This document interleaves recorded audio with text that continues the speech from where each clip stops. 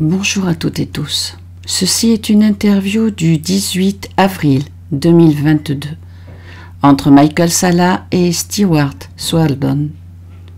Stewart faisait partie du groupe initial des enfants participants qui ont été involontairement recrutés dans le projet Montauk qui s'est déroulé de 1970 à 1983 à l'extrémité nord-est de Long Island, New York. À partir de l'âge de 13 ans, il a subi des expériences de voyage dans le temps et de portail qui ont abusé jusqu'à 300 000 enfants et adultes, dont seuls quelques-uns ont survécu. Dans cette interview d'Exopolitique, Stewart explique l'histoire du projet Montauk, son lien avec l'expérience de Philadelphie, l'implication nazie du Quatrième Reich, le lien avec la vie extraterrestre, ses expériences personnelles et bien plus encore. Michael. Bonjour à toutes et tous. Stewart a été impliqué dans des projets très importants qui ont été gérés par le gouvernement secret clandestinement et l'un d'entre eux est le projet Montauk qui s'est déroulé au début des années 80, fin des années 70. Stewart, qu'est-ce que le projet Montauk et comment avez-vous été impliqué? Stewart. Le projet Montauk a été une conséquence de la guerre froide et en fait de la Seconde Guerre mondiale. Comme les gens le savent peut-être, pendant la Seconde Guerre mondiale, les nazis étaient l'ennemi. Après la Seconde Guerre mondiale, les Russes sont devenus l'ennemi. Et puis bien sûr, il y avait les ovnis qui apparaissaient dans le ciel. Mais cela est un autre sujet. Mais les États-Unis l'ont également utilisé pour susciter une forme de peur dans le public, afin qu'ils puissent obtenir de l'argent pour l'armée. C'est une très vieille histoire qui remonte, en fait, à plusieurs siècles des quelques personnes royales ou élites, j'utilise ce terme de manière vague, qui ont besoin de contrôler un grand nombre de personnes.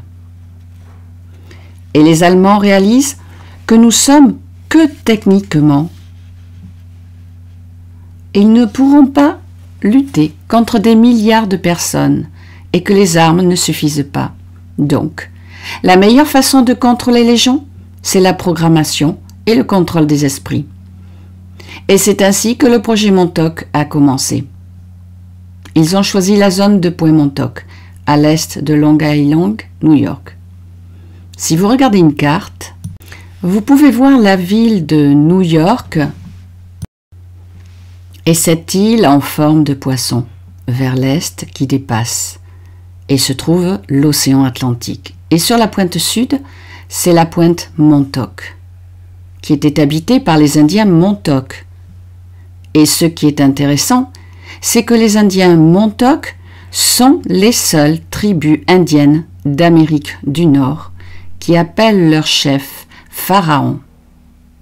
Et il y a des preuves qu'ils étaient peut-être des descendants des anciens Égyptiens qui ont voyagé beaucoup plus loin que les gens ne le pensent.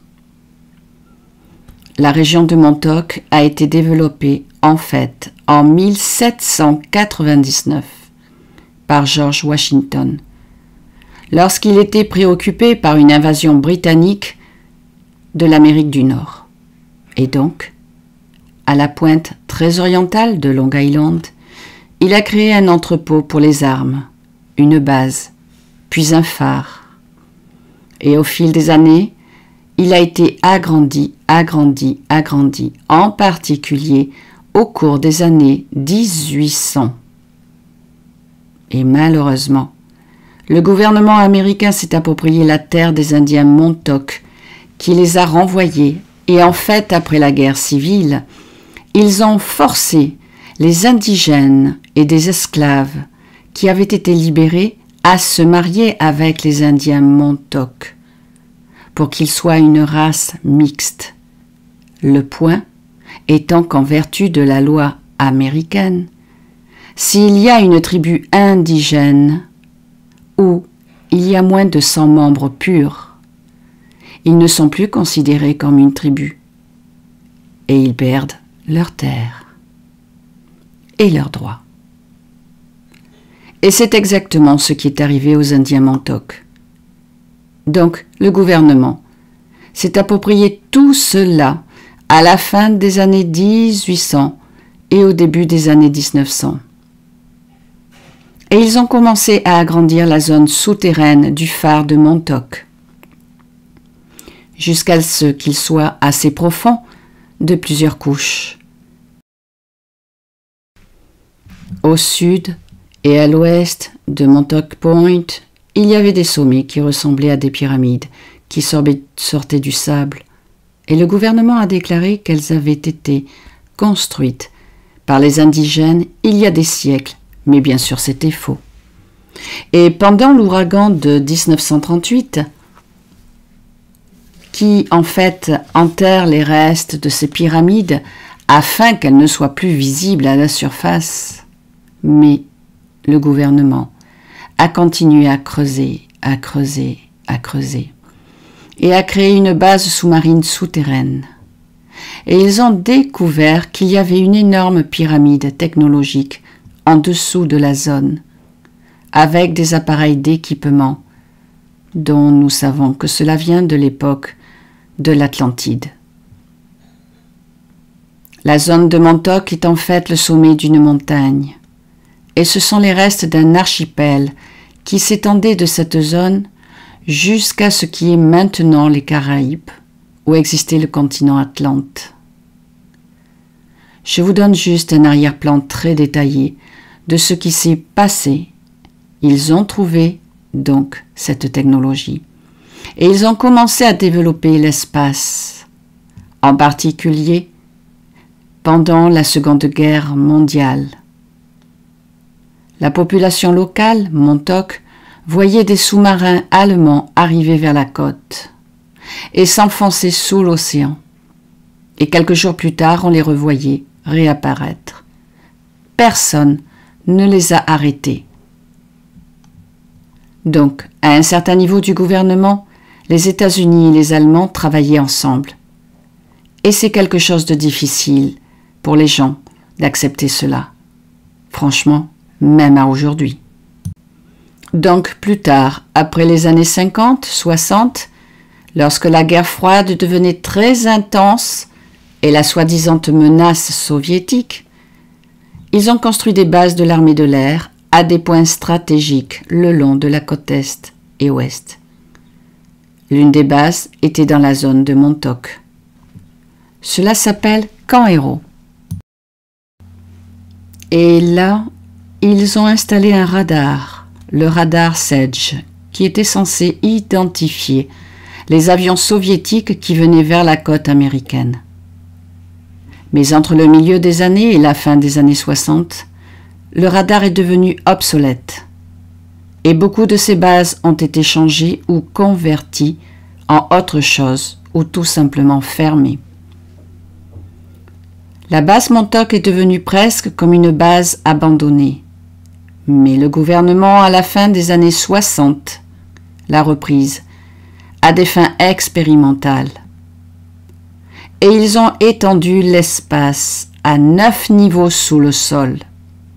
Ils ont décidé qu'ils allaient emmener les scientifiques allemands sous le projet Pepper après la guerre, qui était très compétent dans le développement de l'esprit et de la programmation pour les êtres humains.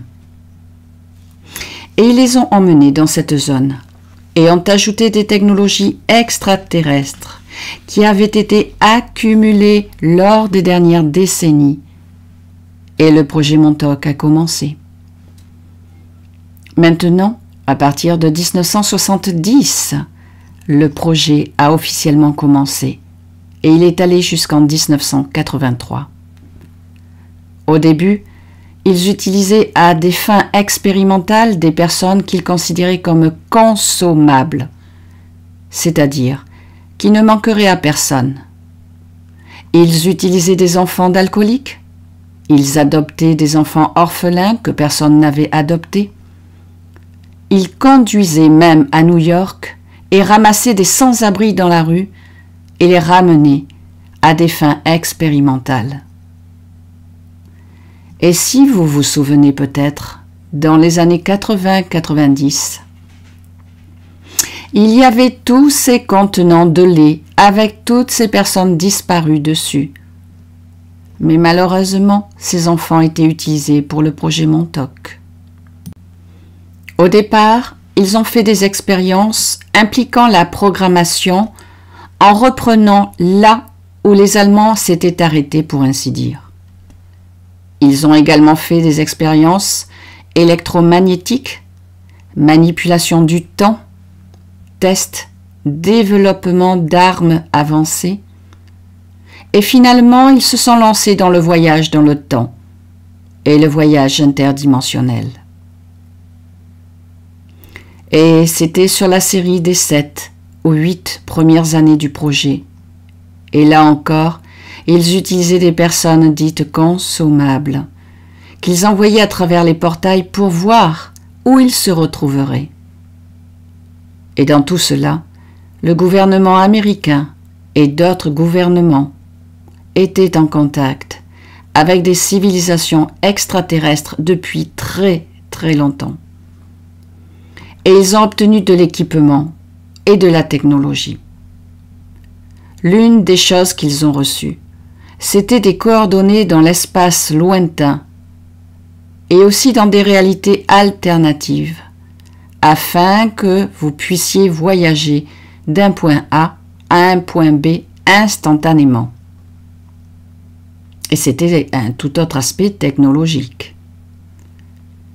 Et ils ont découvert que les coordonnées qu'on leur avait données par certains groupes extraterrestres étaient incorrectes, elles n'étaient pas bonnes. Alors, ils ont commencé le processus de leur propre développement, de leur propre série de points de développement, afin qu'ils envoient une personne à une fréquence spécifique et qu'ils voient si la personne revenait. Puis, finalement, ils auraient ce qu'ils appellent une ancre, qui était un appareil qui était connecté aux fréquences à la base de Montauk, de sorte que la personne qui irait là-bas quitterait cette ancre, puis reviendrait, et ensuite elle aurait un chemin direct vers ces endroits dans le temps et l'espace sans avoir à le développer à nouveau. Michael.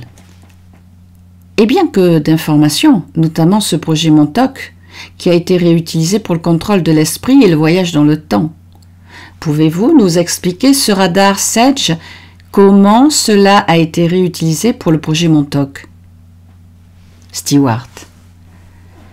Cette antenne, qui a l'air très gentille comme un filet incurvé qui était au-dessus de ce grand bâtiment en béton, était utilisée pour transmettre des fréquences dans l'atmosphère et dans la Terre elle-même, pour modifier les conditions météorologiques, afin que vous remarquiez que dans les années 60, 70 et 80, de nombreux ouragans ont été détournés de la côte est des États-Unis et se sont dirigés vers Montauk Point, car ils testaient comment conduire une tempête et ainsi y manipuler sur la planète en la contrôlant.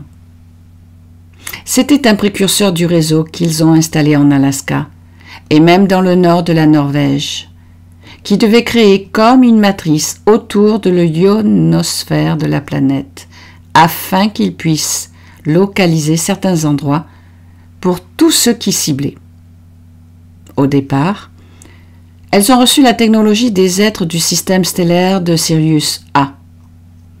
Les êtres de Sirius A, du point de vue de notre gouvernement, avaient la plus haute technologie qu'ils pourraient trouver, et les Syriens échangeraient comme des marchands intergalactiques. Ils ne se souciaient pas qui était du mauvais côté ou du bon. Ils se souciaient juste de ce qui allait en sortir de là. En ce qui concerne leur capacité à recevoir des marchandises et à échanger, ainsi de suite, le but était l'échange. Nous avons découvert qu'ils nous avaient donné des informations erronées, incorrectes. Nous avons envoyé quelqu'un à titre d'exemple. Ils ont dit par exemple qu'ils iraient dans le sous-sol de Mars. Quand le fait que la personne se retrouve à l'intérieur d'un rocher, ou dans l'espace lointain, ou dans l'océan, bien évidemment il mourrait. Et nous avons appris la leçon par l'expérience de Philadelphie, en 1943. Vous avez peut-être entendu parler de cela, car il y a un lien entre l'expérience de Philadelphie et le projet Montauk en 1943. Le gouvernement utilisait des appareils électromagnétiques Tesla pour créer des capes d'invisibilité pour leurs navires et leurs avions. Et il y avait un navire appelé l'USS Eldridge qui était stocké dans le chantier naval de Philadelphie. Et ils avaient mis l'équipement là-bas. Et quand ils ont tourné l'équipement sur le navire, ils sont sortis de la réalité et ils sont entrés dans ce que nous appelons, nous les êtres humains, l'hyperespace. Mais les objets physiques ne sont pas conçus pour aller dans l'hyperespace. Et cela a créé un très très gros problème. Les marins ont traversé ce qui était des murs, qui étaient maintenant juste de l'énergie. Cependant, quand le navire est redevenu solide, beaucoup de ces personnes se sont retrouvées incrustées dans les planchers, les murs, les plafonds, etc. Il y avait 3 personnes qui avaient sauté par-dessus bord et ils se sont retrouvés au projet Montauk en 1983, 40 ans plus tard. Cela avait créé une boucle temporelle. Il y a eu d'autres résultats comme cela. L'USS Liberty, cela a été le pire, causant autant de morts. Parce que le projet Montauk et l'expérience de Philadelphie émettaient d'énormes impulsions électromagnétiques en même temps, dans le temps et dans l'espace. Donc, ils se sont reliés en une boucle. Et cette boucle existe toujours. Elle est considérée comme un vortex entre 2 points, dans le temps et l'espace. À ce stade, je dois clarifier la différence entre ce que la science appelle un trou de verre et un vortex. Ce sont 2 choses différentes, bien qu'elles soient similaires. Un trou de verre crée un raccourci entre le point A et le point B dans la même réalité. Un vortex crée un raccourci entre le point A et le point B, mais entre des réalités différentes. C'est donc une différence. Gardons à l'esprit quand les gens échangent. Mais le pire, c'était tous ces milliers de morts sur l'USS Liberty. De nombreuses années, je travaillais dans l'Oregon et un monsieur est venu me voir. Il a prétendu être un coursier du gouvernement américain. Et il m'a dit que certains des marins ont réellement survécu, mais sont devenus incapables et ont été envoyés dans une installation dans les hauteurs, dans les montagnes du centre de l'Oregon. Et leurs familles, on leur a dit qu'ils étaient tués pendant la guerre, mais qu'ils n'avaient donc personne à leur présenter pour les funérailles. Mais ils avaient été étudiés pendant des décennies, après, pour voir les résultats de ces expériences. Je suppose qu'ils ne sont plus là, mais je ne sais pas. Je sais qu'au fil des ans, j'ai obtenu de nombreuses confirmations.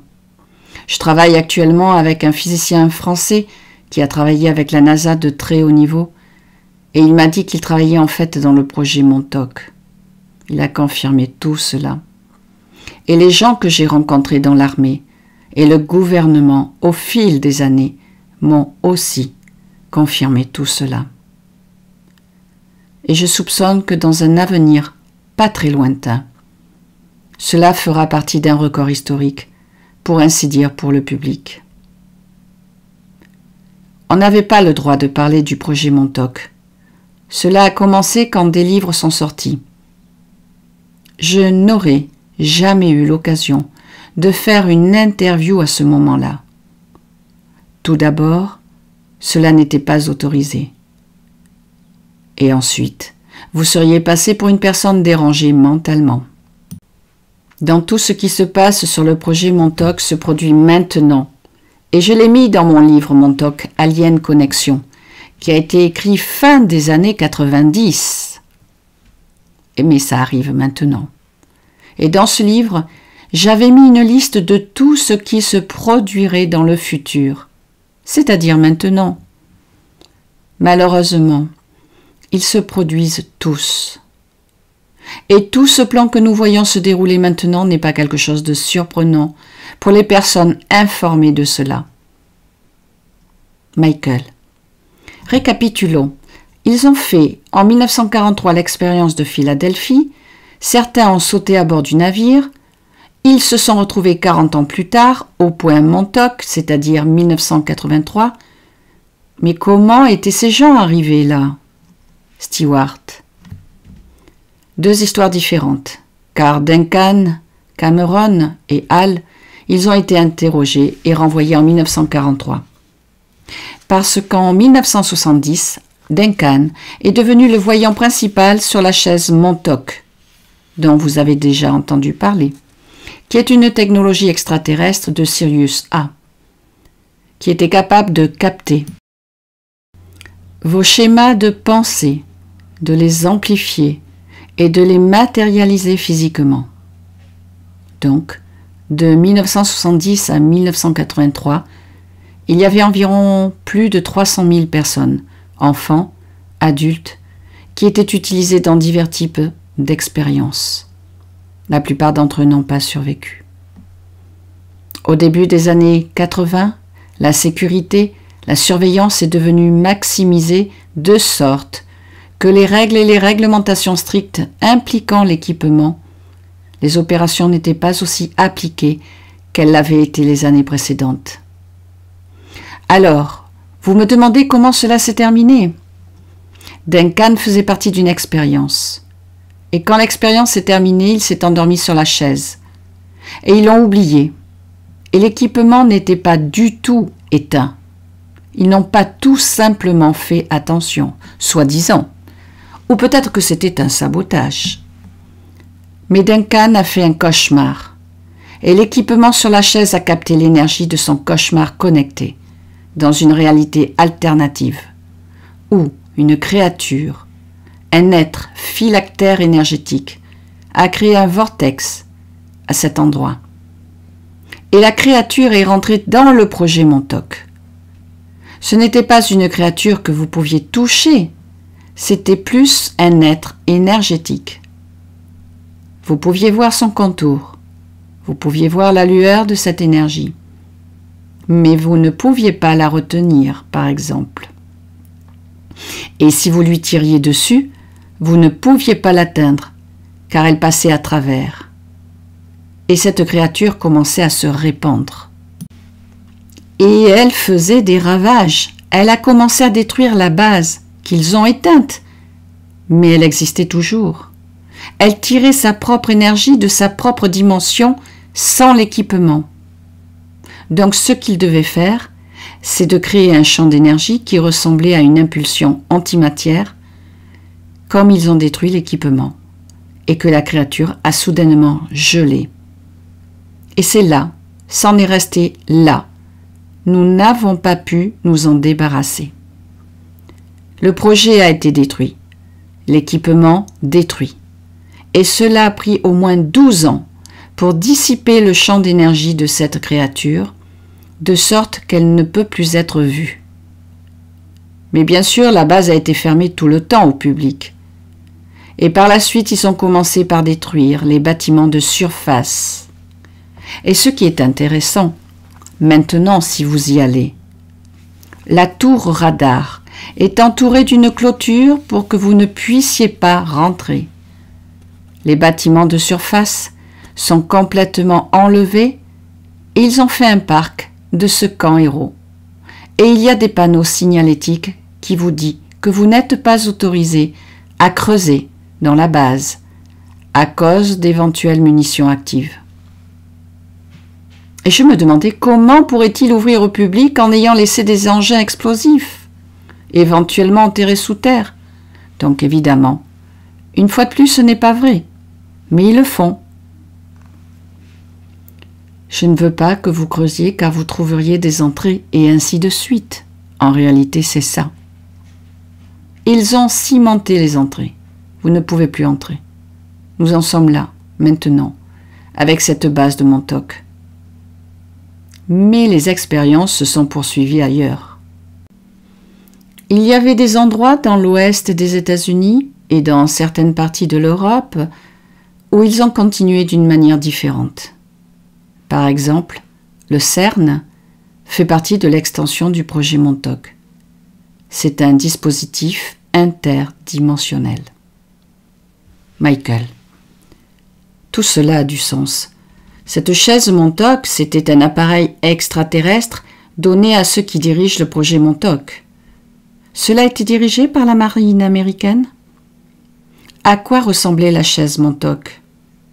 Était-ce une véritable chaise avec laquelle on pilotait un vaisseau spatial? Stewart. Alors, si vous pouviez imaginer un très grand fauteuil de cabinet dentaire, vous savez que vous êtes assis sur ce grand fauteuil, vous vous allongez. Il a des bras. Cela prend le tour de votre tête. Cela ne touche pas votre tête, mais la contourne. Et il y a des capteurs qui captent vos ondes cérébrales. Cela prend vos ondes cérébrales. C'est comme un ordinateur presque super fou qui stocke les informations, les amplifie et les transmet, ainsi de suite. Maintenant, ce que vous décrivez comme un ovni, il y a beaucoup de types différents, par la façon dont la plupart sont connectés avec l'esprit de l'opérateur que vous pouvez appeler pilote. C'est pourquoi il n'y a pas vraiment autant de commandes à bord. Tout ce que le pilote doit faire, c'est penser à l'endroit où il veut aller ou quoi faire dans le véhicule, ce qui est une technologie d'un véhicule semi-vivant. Tout est fait électromagnétiquement et ils ont appris à aller dans n'importe quel endroit dans le temps et l'espace et à des années-lumière en 1 seconde. Et comment vous faites cela? Puisque chaque point dans l'espace et le temps est unique, car il n'y aurait pas 2 points identiques, sinon ce seraient les mêmes points. Donc, si vous avez un emplacement cible et que vous connaissez l'emplacement, la fréquence de cet emplacement, alors vous avez une personne ou un véhicule ou autre chose que vous voulez envoyer, vous mettez la fréquence de l'emplacement cible autour de ce que vous envoyez et en un instant la connexion est faite parce qu'ils ne peuvent pas être à 2 endroits en même temps. C'est ainsi que les véhicules peuvent voyager dans l'espace profond et en 1 seconde vraiment. Au début, nous avions une technologie différente pour voyager dans le temps. Si vous pouviez imaginer un miroir avec lequel vous pouviez voir des ondes d'énergie à travers, et il programmerait à un point spécifique dans le temps de fréquence de l'histoire, et vous passeriez littéralement à travers le miroir. Et quand vous arrivez de l'autre côté, c'est comme si vous aviez traversé un liquide pendant un moment. Puis, vous avez traversé et vous êtes censé être là.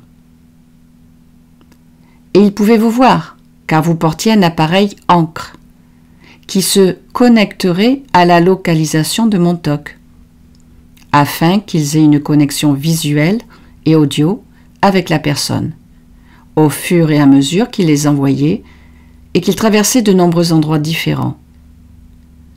Il y avait un groupe d'extraterrestres qui avait, en fait, un cristal qui vous montrait l'époque historique, afin qu'ils puissent voir l'époque romaine, la préhistoire. Tout était enregistré dans ce cristal.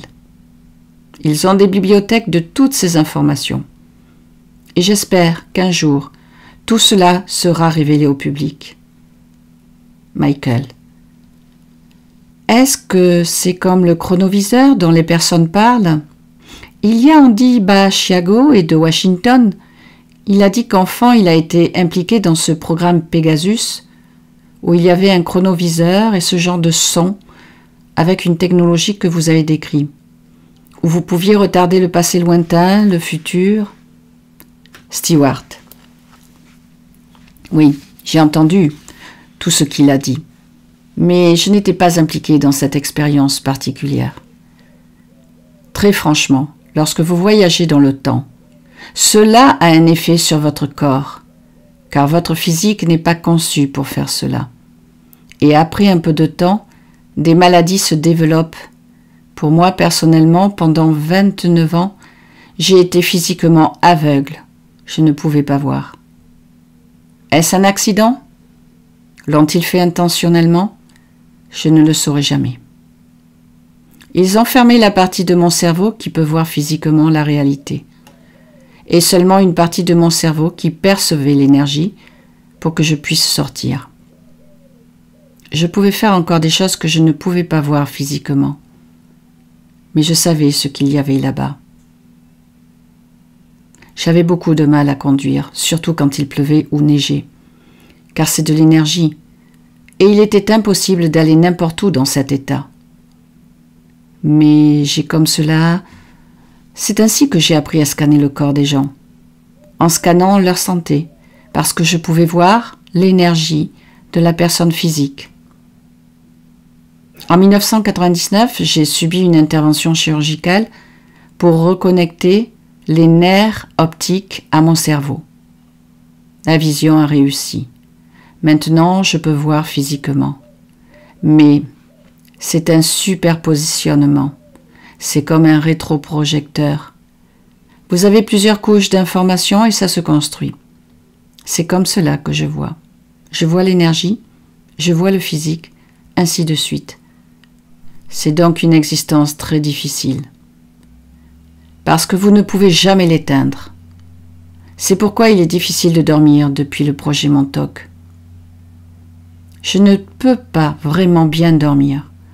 Cela a perturbé mon système digestif, ma vue, mon ouïe, ainsi de suite. Cela endommage le système nerveux du corps lorsque vous le faites constamment. Michael. Comment êtes-vous impliqué dans le projet Montauk? On dirait qu'en 1970, c'est à ce moment-là, cette période de 29 ans a commencé pour vous? Stewart.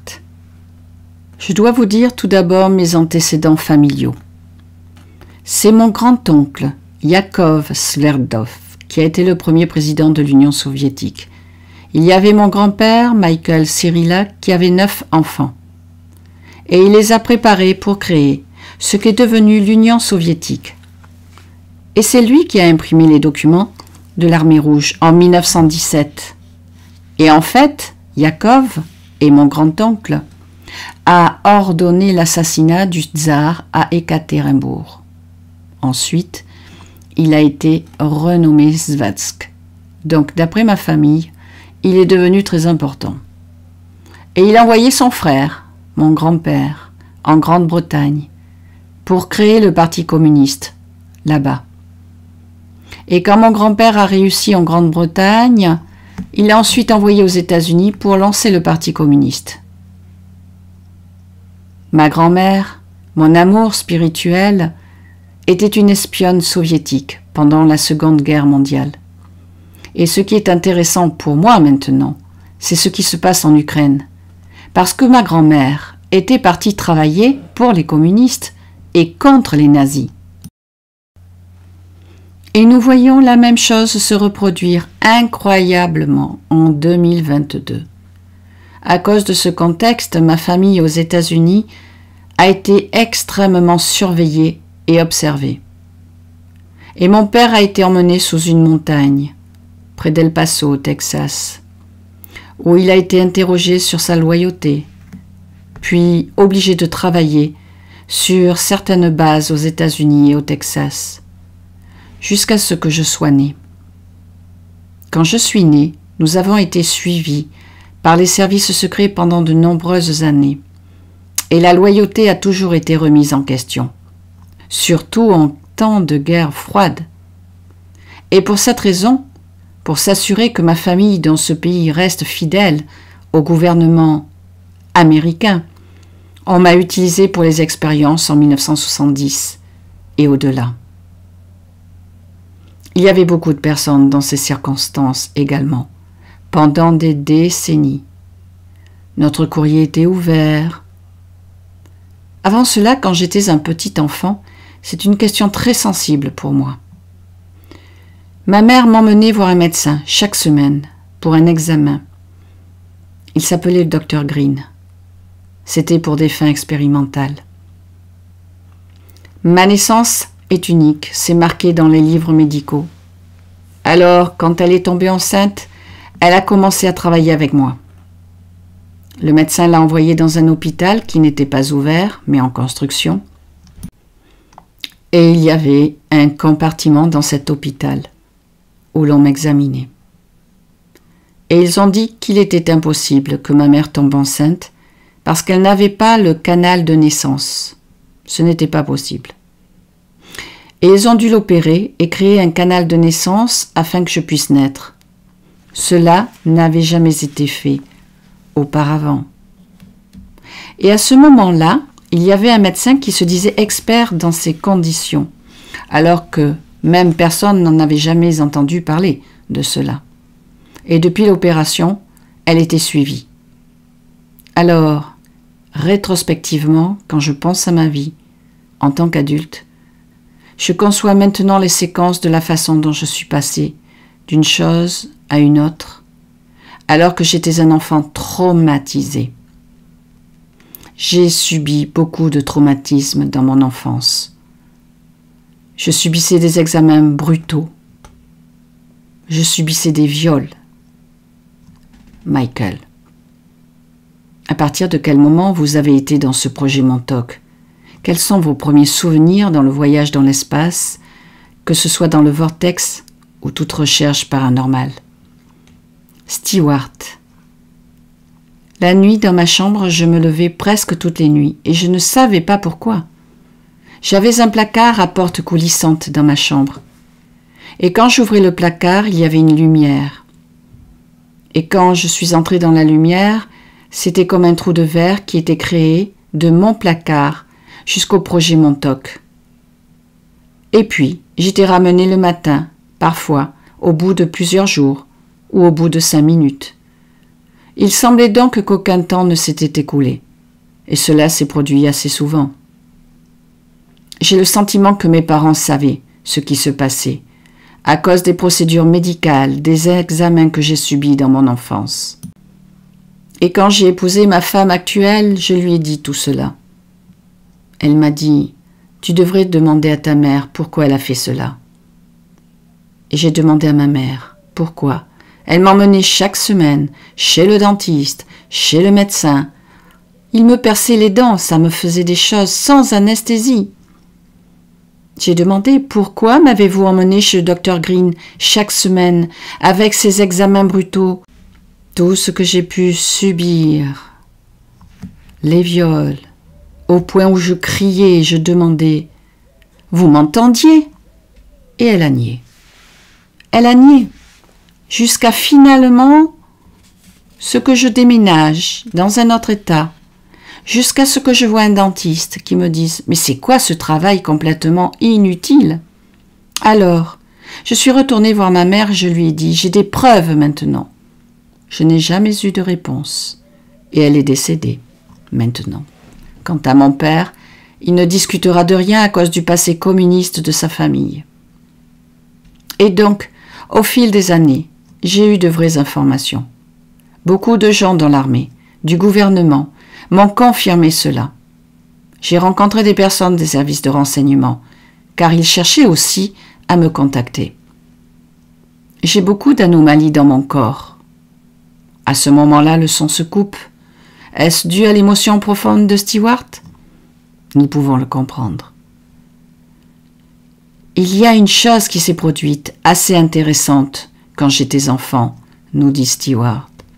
Je me réveillais dans mon lit, il y avait juste une fenêtre devant, c'était au 2e étage, et je voyais cet homme aux cheveux blonds, au teint blanc, et il me regardait, il me souriait. Cela me terrifiait. Et plusieurs années plus tard, je l'ai revu. C'était Duncan Cameron. Et je lui ai parlé. Et il m'a dit qu'il était là pour ma formation dans le projet Montauk, dans notre maison pour nous observer et pour déclencher l'esprit. Duncan était une personne très gentille. Il a été un vieil ami. Nous sommes devenus de très bons amis jusqu'à son décès. J'ai commencé quand j'avais 13 ans et demi. Cela s'est terminé le 12 août 1983, quand il s'est écrasé. J'avais 27 ans à peu près. J'ai été envoyé physiquement au Moyen-Orient, en Europe. Ce sont des voyages physiques. J'ai continué ces activités de contrôle de l'esprit dans ces endroits. Il y a eu aussi des moments où on m'envoyait à travers un portail temporel. Par exemple, on m'a renvoyé dans le temps où était le Christ. On m'a renvoyé avec une arme à feu et on m'a dit de lui tirer dessus. Et je me souviens d'avoir marché vers cet immense bâtiment avec des hautes marches allant tout en haut. Et en haut, il y avait une plateforme. Cet homme m'a regardé. Je l'ai regardé. Et on aurait dit qu'il savait pourquoi j'étais là. Il s'est enfui. On m'a ramené et j'ai été sévèrement puni pour ne pas avoir accompli cette mission. Un an après, j'ai été renvoyé au moment où il était sur la croix. On m'a donné une trousse médicale et on m'a dit d'extraire du sang au niveau de l'orteil, quand il était sur la croix. Et je l'ai fait. Je l'ai ramené. Et ils m'ont envoyé dans le métro sur Mars, où j'étais censé donner à une personne la fiole contenant le sang, parce qu'il allait être cloné, car il préparait sa seconde venue, à un moment approprié dans le futur. Donc, si jamais ils vous disent que le Christ revient, ne le croyez pas, parce que c'est un clone. Du moins, c'était leur projet à l'époque. Michael. Pouvez-vous m'expliquer comment un clone peut être créé, car il n'a pas de conscience, il n'a pas d'âme pour qu'il puisse fonctionner? Ou pourrait-il le faire fonctionner d'une autre manière? Stewart. C'est une question que beaucoup de gens m'ont posée. Mais je vous dirai catégoriquement qu'aucune créature vivante n'est dépourvue d'âme. Elle a une âme. Ils ont une technologie. Et je m'en souviens très clairement.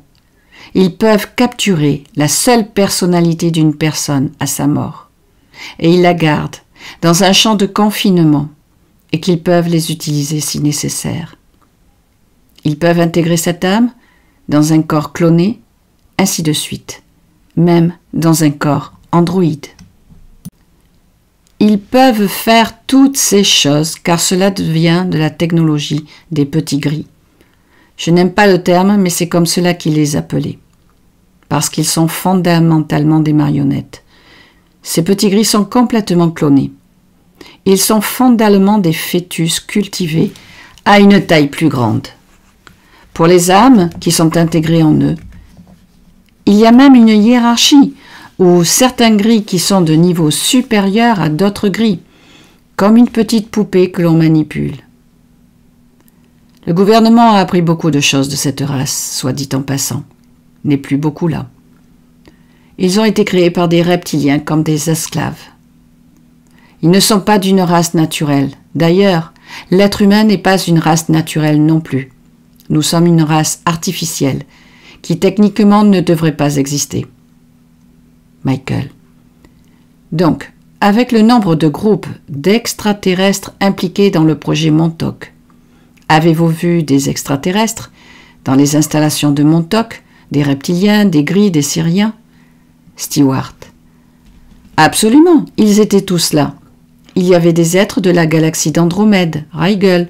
Ils avaient des êtres type menthe, insectoïdes. Des créatures très dérangeantes pour moi. Il y avait au moins 90 espèces différentes, étranges, avec lesquelles le gouvernement interagissait. Et disons que les 20 dernières années, il en reste 5 races avec lesquelles ils interagissent. Les autres ont été expulsés par les reptiliens, parce qu'ils ne veulent pas qu'ils interfèrent ici. Michael. Qu'est-ce qui intéressait les reptiliens dans ce projet Montauk? Vous avez parlé de 300 000 enfants adultes enlevés. Ils étaient intéressés par la génétique. Est-ce ce type de génétique qui favorise les expériences de portail?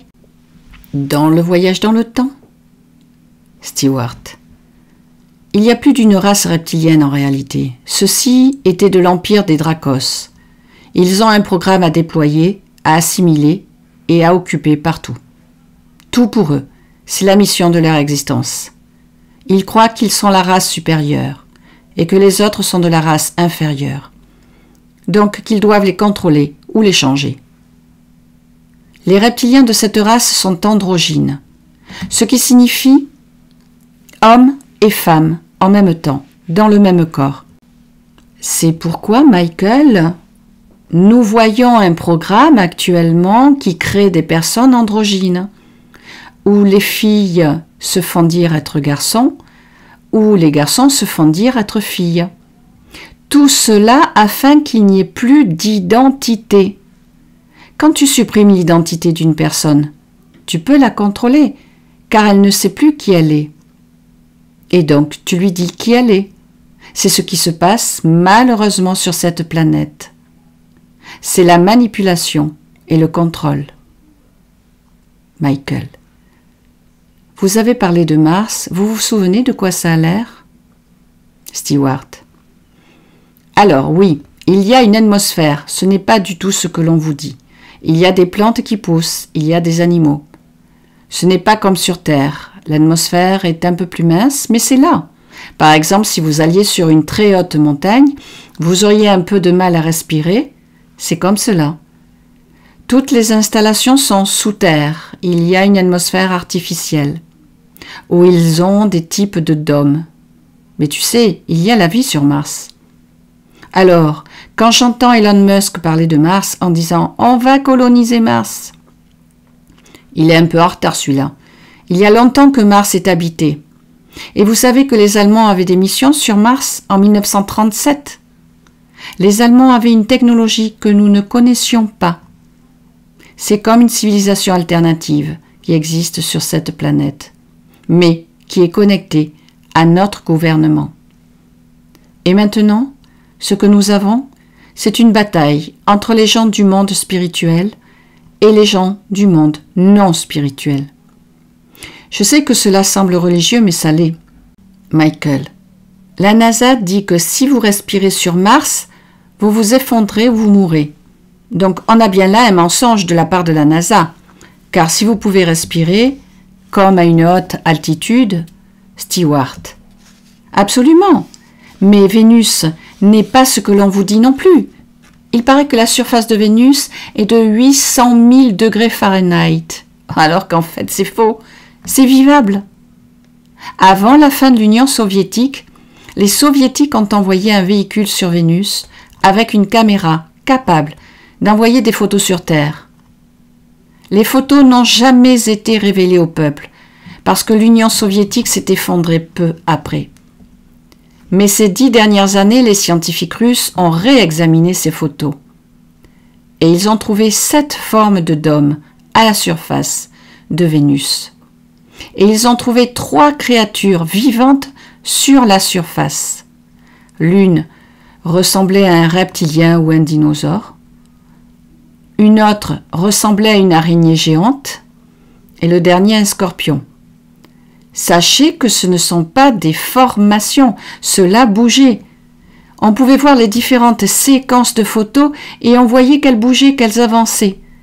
Cette information a été supprimée, hélas. Michael. Donc la présence nazie sur Mars, ils avaient des engins même avant la Première Guerre? Comment avez-vous appris cela? Stewart. Nous l'avons appris des scientifiques nazis eux-mêmes. Ils faisaient partie de tous ces programmes. On nous a dit que nous avons été endoctrinés, nous, les êtres humains. Que si les êtres humains étaient livrés à eux-mêmes, ils les tueraient, ils les anéantiraient, tous, toute la race humaine. parce que l'on nous avait dit que les êtres humains sont agressifs, violents, destructeurs, ainsi de suite. Donc, tout ce que nous faisions profitait à l'humanité pour survivre pour le futur. C'était l'état d'esprit allemand. C'est pourquoi nous avons un tel contrôle sur cette planète.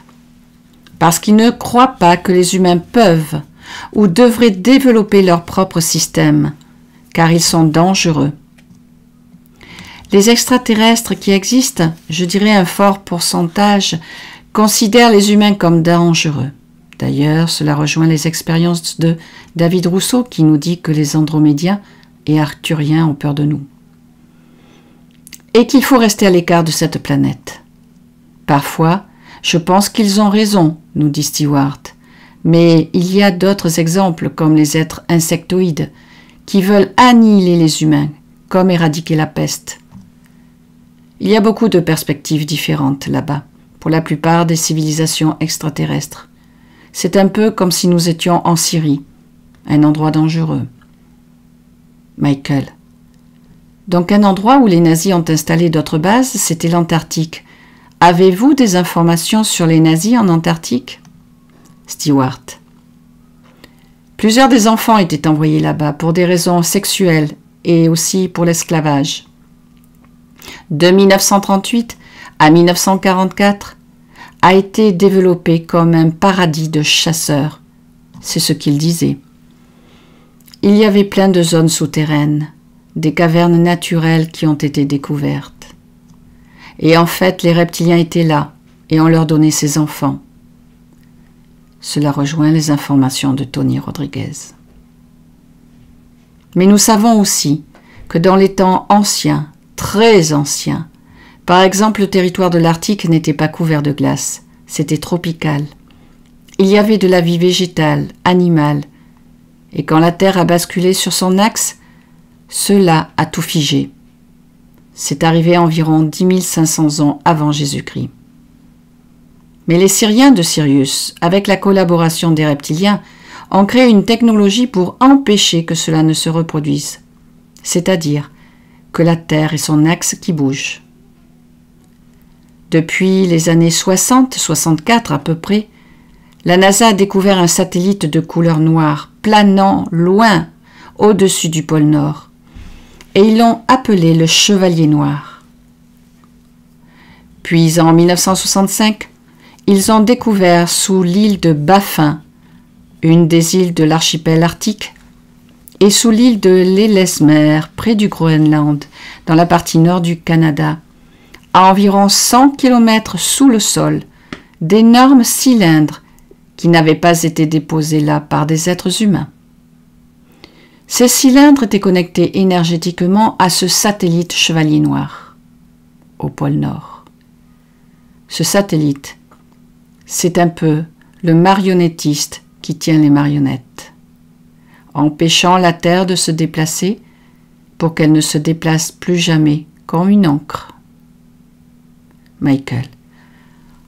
Cela doit être énorme pour maintenir la Terre. Stewart. Les cylindres font environ 60 km de large et 100 km de long, très puissants. Michael. Ils rentrent donc dans la croûte terrestre pour empêcher un futur changement? Stewart. Correct, tout à fait correct. Vous remarquerez si vous avez étudié cela. Nous avons les pôles électromagnétiques qui se déplacent parfois d'un côté à l'autre. Lorsque l'impulsion électromagnétique se déplace, vous remarquerez qu'elle est arrêtée et qu'elle revient en arrière, comme une forme de balancement, non naturel, ancré à ce satellite. Michael. Un autre endroit où il semble que les Allemands nazis aient installé une base, c'était l'autre côté de la Lune. Ils appelaient cela le commandement des opérations lunaires. Savez-vous quelque chose sur cela? Stewart. Oui, nous ne sommes pas autorisés à y aller. La photo montre que vu d'en haut, les bâtiments ont été construits dans une forme de croix gammée. Les images ont été interceptées par d'autres pays sur Terre et on voit bien les bâtiments en forme de svastika. Et maintenant, La NASA s'est excusée pour la photo offensante, mais c'était à cause d'un problème de l'appareil photo. Franchement, toutes les photos de la Lune et Mars ont été trafiquées pour nous montrer que de la roche et de la Terre, alors qu'en réalité il y a des bâtiments, des véhicules, là, et que nous savons que la NASA l'a fait. Michael. En 1972, pour la mission Apollo, la dernière mission, il semblerait que la NASA ait été avertie de quelque chose. Êtes-vous informé? Stewart. Oui, nous avons appris que cela faisait partie du projet Montauk, car au lieu d'envoyer un véhicule, nous enverrions des personnes à travers un trou de verre. Et en fait, en Australie, je crois que ça s'appelle le trou du pain, en Australie centrale, il y a une base américaine. Ce n'est même pas autorisé aux Australiens. Il y a là-bas un trou de verre qui va directement dans les souterrains de Mars. Vous pouvez aller de l'Australie à Mars, et cela depuis des décennies. Et je me souviens quand je travaillais dans l'arrière-pays de Victoria, très loin de Melbourne, mon ami m'a dit « Viens dehors, je veux te montrer quelque chose ». On était au milieu de nulle part. J'ai levé les yeux au ciel. C'était une véritable autoroute pour OVNI, qui se dirigeait vers l'Australie. Et mon ami me disait « Non mais regarde cela !» Et tout d'un coup, pendant que je regardais, cela s'est arrêté, car mon esprit les avait vus. Et puis ensuite, ils ont continué. Cela a été une expérience assez incroyable. Un soir, nous sommes allés manger au restaurant à Melbourne et nous sommes rentrés tard, le soir, vers Mendigo. Ils étaient en train de fermer le restaurant, ils mettaient les chaises sur les tables et on nous avait autorisé de prendre le café. Donc, nous étions bien installés avec mon ami. J'étais assis d'un côté de la table et eux étaient de l'autre côté. Et un homme et une femme sont entrés. Ils se sont installés à l'autre bout du restaurant. Ils ont descendu les chaises et mon ami, qui est très psychique, me dit « Ils sont étranges ». Alors je me retourne vers l'homme et cet homme me regarde. Ses yeux sont devenus tout noirs. Je regarde la femme, ses yeux deviennent tout noirs. Et moi je panique et nous quittons le restaurant. Michael. Donc, la connexion entre Montauk et le CERN en Suisse, vous savez que le CERN a un accélérateur de particules. Et les gens spéculent sur une sorte de trou noir, et cela serait manipulé pour affecter la chronologie de la Terre. Stewart. Le CERN est un portail interdimensionnel. Nous avons appris à Montauk qu'il existe des réalités infinies. Toutes les possibilités auxquelles vous pensez existent. Et comment avons-nous appris cela? Parce qu'ils avaient tenté de renvoyer les gens dans le temps pour changer l'histoire. Et ils ont découvert que l'on ne peut pas changer l'histoire. Quoi qu'il en soit, dans cette chronologie, dans le soi-disant passé, cela doit rester. Si vous modifiez un événement, cela devient une autre réalité parallèle à cela, mais pas la même réalité. Et ils se rendent compte que dans chaque possibilité d'existence, vous pouvez trouver quelque chose. Par exemple, le CERN, avec l'accélérateur de particules. Ils savent qu'il y a des réalités où les nazis maintiennent le contrôle. Il y a des réalités où l'Atlantide n'a jamais été détruite. Il y a des réalités où les humains n'ont jamais existé, ainsi de suite. L'accélérateur de particules est d'identifier des réalités alternatives qui renforcent et améliorent la position de l'état profond. Et ce qu'ils essaient de faire est de réduire les réalités en une seule, fusionner la réalité où ils ont maintenu leur pouvoir. C'est l'idée de l'accélérateur de particules. C'est pourquoi il a été saboté plusieurs fois par certains groupes contre cet agenda, en dehors de notre système solaire, ou qui l'entoure. Il y a une ceinture de Kuiper près de Jupiter. Cette ceinture est une ceinture portuaire avant d'aller dans l'espace lointain. Il y a plusieurs années, ils ont reclassé la planète Pluton. Ils ont dit « Ok, ce n'est pas une planète, c'est un objet, qui se trouve dans la ceinture de Kuiper. En fait, Neptune fait partie d'Uranus, mais ils ne les ont pas reclassés, car Pluton n'est pas un objet naturel. C'est un poste d'observation artificiel qui est entré dans notre système solaire en 1930. D'ailleurs, notre Lune aussi est artificielle. Donc, il y a des êtres entourant littéralement notre système solaire, comme un confinement. Parce que, comme je l'ai mentionné précédemment, nous sommes considérés comme une espèce très dangereuse qui doit être contenue ou éliminée. Donc il va y avoir une véritable invasion. Je devrais dire que nous sommes déjà envahis, mais un autre type d'invasion, par ceux qui vont vouloir changer ce qui se passe ici. J'ajouterai que ceux qui sont actuellement au pouvoir sur cette planète maintenant, à la fois dans ce gouvernement et dans d'autres, ont un programme qu'ils veulent terminer ces 2 prochaines années. Et ce programme n'est pas si agréable pour l'humanité. Mais c'est un programme qui pourrait empêcher la 3e voire la 4e guerre mondiale. Mon sentiment est dans la ceinture de Kuiper. Il y a des insectoïdes, il y a des humanoïdes, il y a des êtres éthériques, tout ce que vous pouvez imaginer. C'est comme une nation unie d'espèces qui disent « D'accord, que faisons-nous? Nous ne pouvons pas laisser faire cela, et nous ne pouvons pas les laisser comme cela. Mais nous ne pouvons pas partir non plus. Nous considérons que leurs mondes sont en danger de notre part. Car, comme vous le savez, il y a des flottes qui ont été développées dans le passé par des nazis, qui sont un danger pour toutes ces races, pour leur monde et l'univers. C'est donc un danger. Ils doivent faire quelque chose à ce sujet. Et malheureusement, les 2 prochaines années vont être dérangeantes, stressantes, jusqu'à ce que les choses soient remises dans cet état, dans un état où nous pouvons bien avancer. Michael. Je me souviens d'une série télévisée basée sur un livre de Philippe Dix, Le Maître du Haut Château, où dans cette série, il montre une réalité où les nazis gagnent la guerre et une autre réalité où les nazis perdent la guerre. C'est comme s'il y avait des agents temporels de cette réalité nazie essayant d'influencer notre réalité pour qu'elle ressemble davantage à cette série. Cette série, c'est comme une divulgation douce. Mais d'après ce que vous dites, cela semble y ressembler actuellement. Du coup, cela soulève la question du Forum économique mondial de Klaus Schwab. Vous savez, ce genre de qualité nazie qu'il dégage. Comme si cela est exactement ce qui se passe.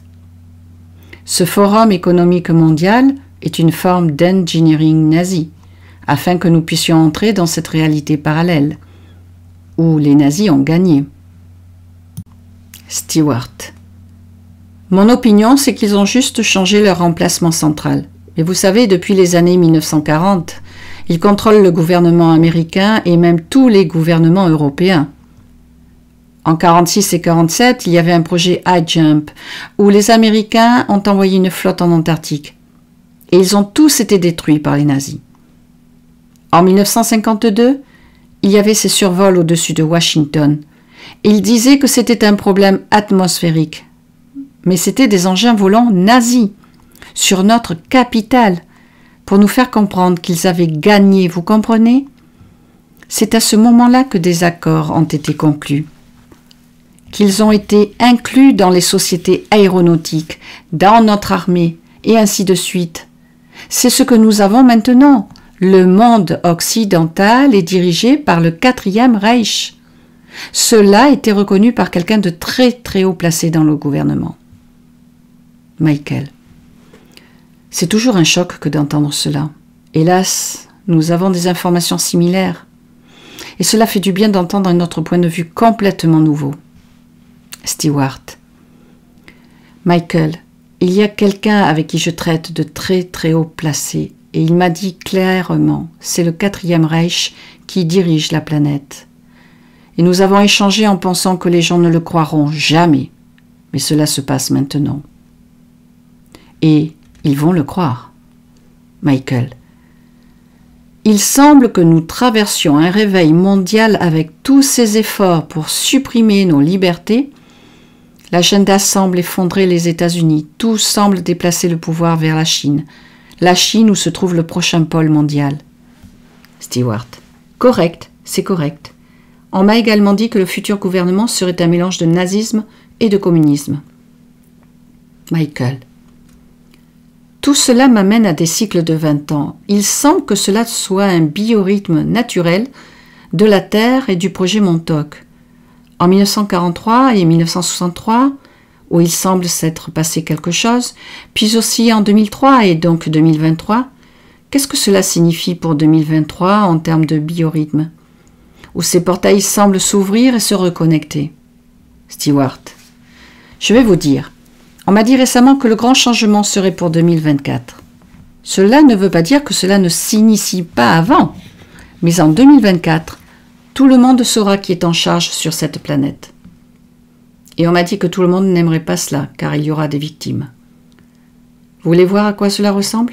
Regardez l'Ukraine en ce moment. C'est le précurseur pour le reste du monde, en ce qui concerne la synthèse de différentes puissances. Et le résultat, il sera extrapolé globalement. Michael. Intéressant. Êtes-vous optimiste ou pessimiste quant à notre avenir? Stewart. C'est une question très difficile.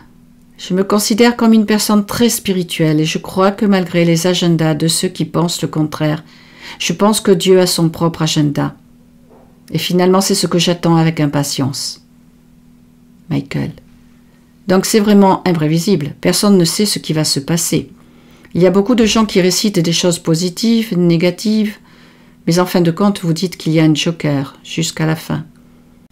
Et 2024 semble être la fin. Stewart.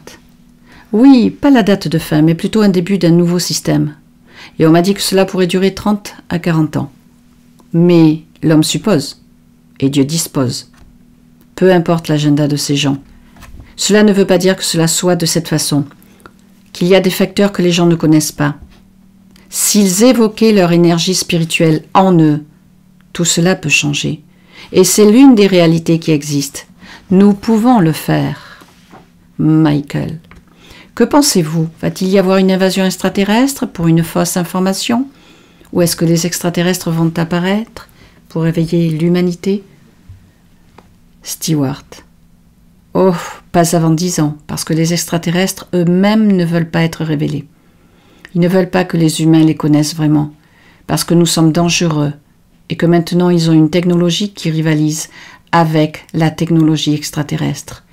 Nous sommes donc devenus un handicap pour eux. Fin de la transmission. Je vous dis à bientôt. Prenez bien soin de vous.